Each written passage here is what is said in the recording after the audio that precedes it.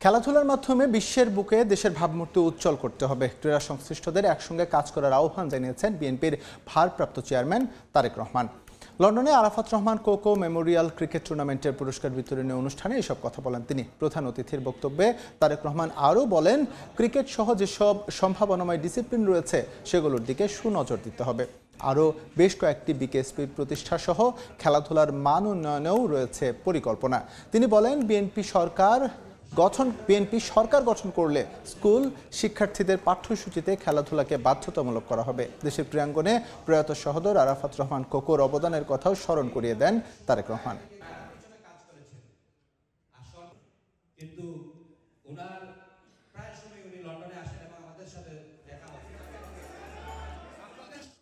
Cocoa ওর অবস্থান থেকে চেষ্টা করেছে বাংলাদেশের ক্রীড়া ব্যবস্থার জন্য যতটুকু অবদান রাখা সম্ভব সেটি করার চেষ্টা করেছে।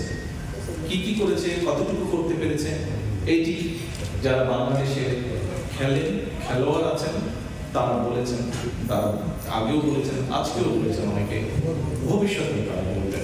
এখন যেরকম বাংলাদেশকে অনেক মানুষ চিনে বিদেশে, পৃথিবীর সারা পৃথিবীতে কিভাবে চিনে, ক্রিকেটের কথা বললেই বাংলাদেশকে চিনে। আমরা তো আশা করতে পারি, আমরা তো চিন্তা করতে পারি, আমরা তো প্ল্যান করতে পারি, ঠিক আছে, ক্রিকেট দিয়ে বাংলাদেশ চিনছে, এটাতে আমরা এগিয়ে নিতে পারবো ইনশাআল্লাহ। ভলিবল হোক, বাস্কেটবল হোক, অন্য যে কোনো স্পোর্টস হোক, সাইক্লিং হোক, রেসলিং হোক, ওগুলো দিয়েও বাংলাদেশকে চিনবে। শুধু একটা দিক চিনবে, আরো অনেক কিছু দিক বাংলাদেশকে চিনবে।